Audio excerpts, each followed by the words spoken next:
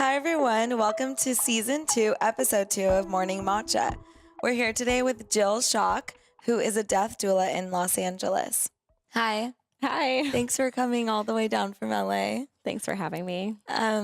So what is a death doula? And what does a death doula do? And what is it all about? Right. So the term doula, we kind of stole from the holistic birthing movement. So, you know how there's birthing midwives and birthing doulas, and that's become a whole movement now, having birth come back home and having it done naturally, the way that the mom really wants to do it. So the first time that I heard the term doula, which actually means a woman of service, it's a Greek term. So the first time I heard it used with death was in 2014, sort of at an academic conference where some women were trying to figure out what they were going to call themselves being at the bedside of people who are dying. And so someone mentioned midwifery or doula, and then death doula sort of came out because it has such a good alliteration to it. So I recently learned that birth doulas don't exactly like death doulas using the same name. Oh, I didn't know that. I didn't either. It's super recent learning. It just makes so much sense to me. Does. I'm familiar with birth doulas. I know I have a few friends that are doulas. And it just makes so much sense that someone's going to help bring a new life into this world. So why not have someone be of service to pass over to the other side? Right, exactly. And, you're the only you're ever going to be. So you want to get your exit right. It's really important. I think it could help, heal a lot of people if we spend more time thinking about death and treating it the way we treat, pregnant women. Yeah. Well, I want to know how you got into it, and then we'll get into, why we want to ignore death. Right, exactly. Yeah. So I got into this. I went to college for public history. So I used to work in museums, doing archives and research. It was like a great gig. But somebody that I loved was impacted directly by death. And it was just such an extreme situation, and sort of sitting back and observing all of this, I saw a huge gap in what could have been done, for this person and this family. So I went back to school to sort of study how people's life, changes when it's interrupted by illness. And I started working people from there. And then really it became, being with a lot of people who were terminal and trying to cope with, okay, well, I don't have much time. How do I want to spend it? And what do I want to do now? So I'd been working in the healthcare system for a while after grad school. So what did you study? I actually studied theology. Oh, okay. Yeah. So sort of how people make sense and their belief systems and things like that. Yeah. So not necessarily religion, but spirituality and belief systems overall. So, and then they had a counseling program that I did, at the hospital while I was there. I was out in Nashville at Vanderbilt. So it was a really great experience.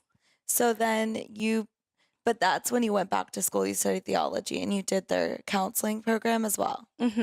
Yeah, at the same time. Yeah. And then you just, you felt after the person that you loved was impacted by death, you felt like this is what you want to do with your life. Like you already knew about, it's kind of like, what's the difference between that and hospice? Well, I've worked in hospice, I think the difference between hiring like a death doula and, working with a hospice team, I actually encourage a lot of my clients to have a hospice team available to them because you get all those Medicare benefits, right? The medication delivered to your home, equipment, nursing staff, all of those things. I'm sort of the one who helps bring you out of the equation. What do you want to do? Do you want to have, like a lot of my clients have their funeral before they die, so they can, That's so cool. Yeah. It's a really great idea. And really weird. Like, something odd to get used to, but I think that's so cool. It's it's very joyful and it's very fun, and it really leaves a lasting imprint, on everybody, and it makes death easier. So that's, something we've been doing recently. Wow. How long have you been working with, I mean, I guess for a while, but how long have you been like, okay, I'm a death doula?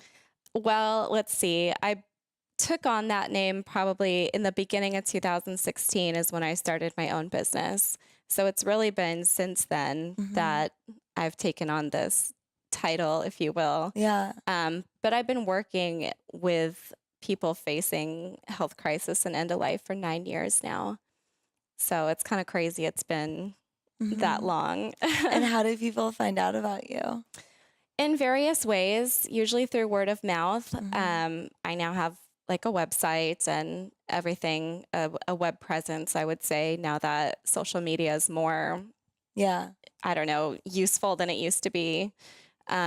So it's growing now. The word is sort of spreading. And who's reaching out to you? People who are ill, or are family members reaching out to you? I mean, I think about, I mean, we'll get into this, but I think about death all the time. And I think I use it as a measure in my life about like what really matters to me. And it helps keep me grounded and stay connected to myself and the people around me. And really, I mean, basically as a measure to how I want to treat others, how I want to treat myself, and how I want to be in this world. Right. And so I think when I think about death, and when I see like my grandmother, she's 89. We just celebrated her 89th birthday, and right on. She's like the head of the family, like who brings everyone together. And I see her kids, they just dealt with the death of my grandfather, and they're so scared about my grandma, and they know her time's coming up soon, but it's just sad because I think there could be so much more education around it and just talking about it, and no one really like wants to, I don't know, no one teaches you how to deal with it until I think afterwards. There's like grief counseling, but what about, I mean, it really starts with the doctors, and the lack of training of how to talk to people about when it's time to die, because, they've taken an oath to first do no harm, and they want to prevent death at all costs. So it's sort of against the mindset of their training to go there. So that's sort of the first key, is having that initial conversation to sort of help understand what to expect. So education's a huge part of it. I feel like that's, half of the work that I do. And then, empowering people to take it as their own, once they understand what's going on, is really the second part of it. But that first component is huge. Like, how do you empower someone who's been diagnosed with cancer and the doctors are like, oh, there's nothing more that we can do for you. So I guess it's time to go home and die. When really, like, that can be reframed as, it's your choice of how you want to go about your treatments. But, look at different options of how you want to spend the time that you have left, because it's a very aggressive form of cancer. It's probably going to be your end, just be more realistic about it. So, and then, you can really take advantage of it. So it is harder with elderly people too, who are living a lot longer. Like, I have a client who's 106. Wow. Yeah. And she's like, good. She's pretty good. But okay, that's amazing. How did you guys meet, and like how long has she been a client? I think a couple years now. Her daughter sought out some help with like funeral arrangements, and thinking that her mom would die a while back. That's incredible. And how is she in terms of like everyday life and tasks? And she's pretty slow, but she still like gets up and gets dressed and gets her meals and talks to people throughout the day, and it seems pretty normal. You wouldn't be like, whoa, that's a 106-year-old woman. Wow. I think that's maybe a lot. I think maybe this has something to do with death and dying, but we don't really like ugly, I suppose, in the way that people look. Yeah. And I think aging especially evokes a lot of fear in people. And so a lot of people just won't sit down and talk to an old person about life because they think about death all the time. Yeah. You know, we might just be avoiding the ugliness of it. You're saying old people think about death all the time, and really, like, we just need to sit down and talk to them. Potentially. Yeah. I love talking to old people. I mean, I love my in-laws or my grandmother-in-laws, and my own grandmother I love too. But my grandmother-in-law, one of them specifically, she's already planned everything out. That's awesome. Yeah, and that's really what got me thinking about it more so as well, because I think, just I mean, I come from a different culture, and obviously I'm a different generation, but like my grandparents just, I don't know, they're just not like that. They don't plan. And it's interesting to me the way everyone deals with it differently. Right. And so, I asked about just if you work with family. So this woman who's your client, the 106-year-old, her daughter is the one that found you. So do you work with her? Yeah. In the general nature of things, I do talk to her a lot and just how she's doing in this case with a particularly long decline. Yeah. But yeah, I deal with families quite a bit. I mean, they're a huge part of the equation. Yeah. Right. So it's the person who's dealing with the illness or dying. And they kind of set the tone for how the family is reacting. But of course, the family is it's a whole entity of, what's going on. So, and I keep in touch with families. Like some of the clients I work with, I'll still go see them like once a year and have dinner or that's nice. Go to a barbecue. Yeah, it's fun.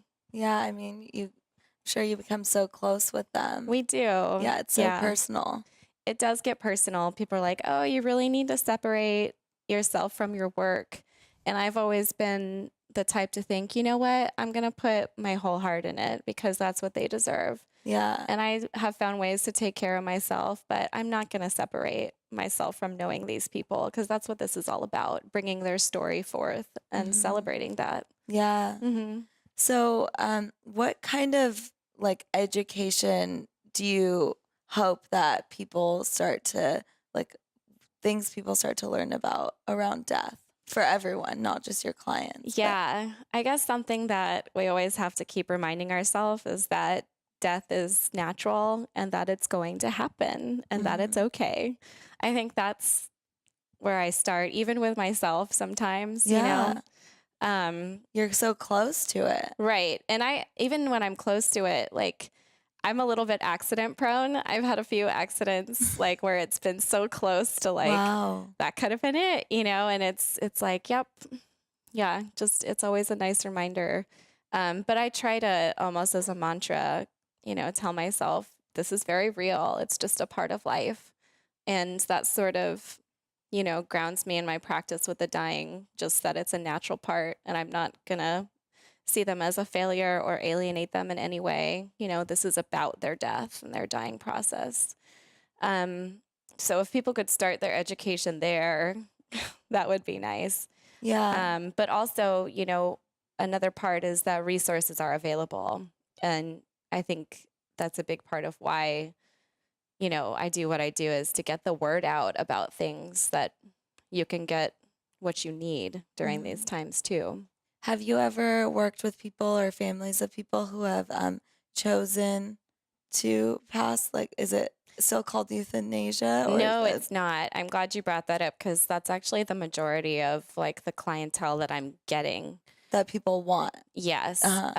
Because they've already, I mean, it takes a certain kind of person to already be to a point where they know that they're dying and that they want to sort of specialize it to get to me, right? So it came to be that a lot of my clientele is using aid in dying, or AID, aid in dying. So it's a really great thing. So it's fairly new to California. The law. So it is legal here. Yes, it is. Okay. The law went through at the end of 2015 and then was good to go on June 2016. So it's been going for a little bit over a year now. there is a percentage of people, a higher percentage of people who get the medication who don't take it. I think, it's good to start there, because I think people assume that if you have the medication, they're going to take it right away or something. Really, it's about just having that medication nearby, knowing that you have control of your death now. That if you just have a series of bad days with your disease, whatever it may be, that you have a choice to end it, because it's ending in a few weeks anyway. So it really helps ease a lot of the anxiety just by having it as an option, which is good. So it's not suicide. These people are already dying.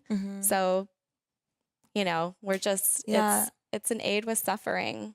Have you been around someone who's chosen to do that? Yes. And so the key thing about it is that the patient themselves has to be able to take the medication consciously and willingly. Okay. That's the stipulation. No one's giving it to them, so no one's killing them.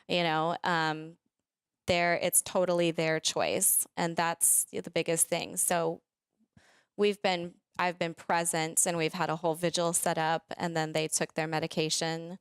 And, we had family and candles and incense and the whole thing, and soft, meditative music and stuff, and it took about 4 hours. Is it painful? No. So that's the thing. So it's one huge dose of barbiturate, which is a sleeping pill. So you're just going to go to sleep. I see. Yeah.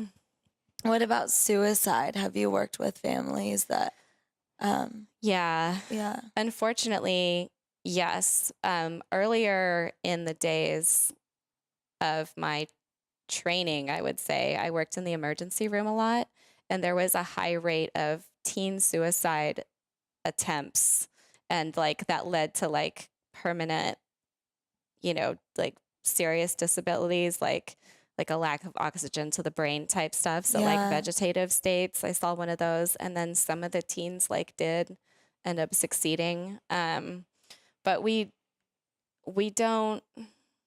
I don't really see a lot of suicide cases now.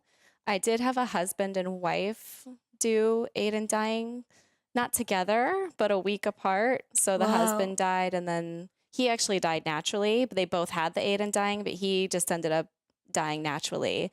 Were they both sick? Yeah, they were both on hospice care. Wow. So with different diseases, but they got it at the same time. I sort of romanticized it. I was like, oh, it might be like The Notebook or something like that. Yeah. So, but he went first, and then she was like, well, if he's gone, I'm ready. I'm fading anyway. So she did that. And so what's the protocol afterwards? You said you kind of stay close with the families, but do you help them with the grieving process? And I do. So, right after a death, it really depends on how involved the family wants it to be. So, I encourage, body washing and dressing, just so they can have a more connection with the body before they say goodbye as well. I'll bring lavender oils and stuff and put it in the water. And, some families are really into that. Sometimes I'll just do it for them. And then we call the mortuary, and they come pick them up, and then, or whoever, comes to pick up the body. And then it's sort of done for me at that point. I follow up with them. I always send a card and try to go visit once or so after the death. And then if they need more, they can call me, and if not, then they kind of just go on their way. Yeah. So what other things do you do to help prepare people, whether it's the people that, it's really fortunate in a way to know, right? And that's completely different than having a traumatic experience where the family members had no idea it's a young person, maybe a car accident or something. So totally I kind of want to touch on the difference between the two. Obviously, people who contact you have the fortune of knowing, and or making the decision for themselves, and it's completely different. But I still want to touch on just that. Not to say that's not still difficult. Yeah. It's still difficult, and there's a lot of, I'm sure, fear and anxiety around that leading up to the days, and But it's, what would you say, like, if you were to, like, think about both? Well, so I did get the experience of working in trauma when I was starting off in my career, because that's something that, when you're younger, they put you, if you get a job in the hospital, they like you in their ER because you've got more energy and whatever.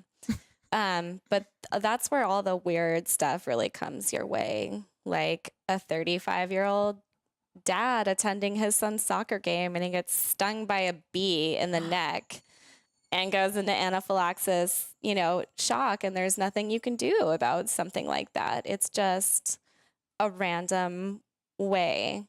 So the best you can do for that family is help them get prepared with what they need to. They'll probably need mortuary plans and stuff like that. And I know how to do that really quickly now. So just know who to call and where to send them. And just try to be there with them, during their process. But it's a lot different. It's a lot more shocking. Mm-hmm. And my introduction into death was a more like shocking thing. It wasn't like a elongated like cancer process or anything like that. It was definitely an accident. You're like, what just happened? Yeah. What about just people in general? Mm-hmm. Like me or anyone that thinks about death or just wants to learn more and feel more comfortable with the thought of it. Because personally, like I mentioned, I use it as a measure, but I think about it often just like, oh my gosh, these are the people that I love. Like I put so much pressure on myself. Like these, like, I think, wow, this is like one of the best moments of my life in time periods of my life, because my grandpa's not here, but my grandparents are alive. My parents are alive. My sister's here. I just got married. I love my husband, and all the people around me are here. Whereas like I hang out with my grandmother-in-law and she's like, yeah, like we go to funerals all the time and like all of our friends are dying. I hear that a lot. Yeah. From older people. I seriously hear it. They're like, all my friends are dying. My world is getting a lot smaller. And it's true. It does happen, sadly. So yeah, take advantage of this time, this sort of middle of your life, Yeah. You're young. You've got so much going on. I'm that way too, it's like it's normal. Yeah. Work hard, play hard, live your life. Yeah. But I mean about like what about the fear and the anxiety, and like what sorts of things have you found that are helpful? To like alleviate fear of death. Yeah. Is that a thing? Oh, yeah. I mean, do you think most people, yeah, like we're built to try and keep ourselves alive. Right. And then we'll say like things like I can say as like a 31-year-old woman, like, yes, I accept death, but I don't want to die today. Yeah. That's sort of like a really common thing people will say, like, oh yeah, I accept it. And I'm sure like when we're all there, we're going to be like, oh, this is happening now, and we'll start going through a process. And I really believe that when we begin to die, it's like so much more than we are, that we're just sort of whisked away into it. And it's not as, physical and as earthly as we might think. So that's sort of my belief. But I know that when it's in my face, it's going to be like, all right, I guess it's time. It's not something we want to face right now. Yeah. Do you know if the majority of people pass from like, what is it, like a heart attack, or is it natural? Yeah, there are more natural deaths, actually. I would say the majority of it is cancer. And then there's Alzheimer's, dementia, which takes up a good portion of it, like COPD type lung stuff. So Alzheimer's and dementia can kill you? Well, yeah, eventually. Not the memory loss itself per se, but if you live an elongated Alzheimer's process, eventually you'll just forget to swallow. So then you'll start sleeping more and like eating a whole lot less, and you'll just kind of sleep into it. Wow. Yeah. So it's more about food intake and forgetting sort of how to eat. Yeah. That's so crazy. Yeah, it's interesting, but it's not, I've talked to doctors about this. It's not the worst way to go. That's how the body would naturally slow down anyway, just by eating less and sleeping more. And you can sort of see how that goes. That makes sense. It makes total sense. So what's your hope with Death Doula? And I mean, is it just to help more people pass on the other side, or is there a message that you want to bring forward to everyone? And I mean, on the individual level, I want to help people, of course, but on a greater level, I think getting, people to talk about death in a more positive and realistic way, and also empowering people to take it for themselves. I hope that when I die, it'll be in my control. We never know what's coming for us, of course. But if it were my ideal situation, I'd want to have a party before I go with all my friends and family and say, this is what I've, done and accomplished. And, or maybe I won't have too many friends and families. It'll be me and my kids or something, It'll be something special like that. So I feel empowered and less anxious about death because I've sort of taken control of it in my life. So I encourage people to do the same. And what are some sorts of ways that you think will help? I think paying attention to the people who you love and are around you, sticking close with the ones that you love, and just being open and honest with them. And, I think just sort of everything coalescing around that, it'll present itself in the right way. Yeah. Yeah. At end of life. It's so funny. Like, I really thought I would be bawling through this whole interview because I mean, I don't know if it's like a super unhealthy thing, but obviously I think about it like I've told you, but your energy is so calming. Thank you. It just feels like I could really feel that you're just at peace with it. And as much as I can be, I guess. As much as you can. And I'm sure that it's just been probably so wonderful that you've been with all these families and they've had the fortune of knowing you and having you around to help them. That's so nice. Yeah, they've been great and they've given me so much guidance and just seeing the way that I want to live my life, the older and even the younger clients I have. And it's been good work. I'm happy with choosing this work. Yeah. Yeah. Well, thank you so much. Thanks for having me. That was really fun. Yeah.